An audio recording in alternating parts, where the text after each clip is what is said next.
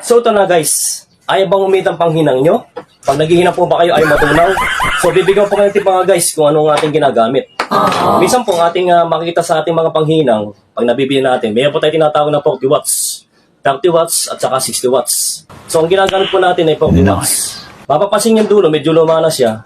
Pero ang bliss po niya makatulong ng tingga. Tingnan nyo guys. Oh my God! Wow! Napaka-bliss po niya matulong ng tingga. So ang sikreto na po mga guys ay bibigyan ko ng konting idea about tip pong ginagamit natin. Ito po guys. Wow. May makita po kayo, mabibili kayo ng kulay blue po ang dulo. Kung tawagin po itong mga guys ay long life thief. So kasi po, pag tayo bumibili ng ganito mga panghina, may isa po, stainless yung pinakandulo niya. So hirap pong kumapit tingga doon, di ba? Hirap pong matunaw. So kailangan po natin palitan ng ganito. Nice. Guys. Yes! So, yan po guys. Maraming salamat po sa pagsubaybay sa mga video. Follow and share. God bless us all. Thank you guys. Hanggang sa muli po. Maraming po salamat.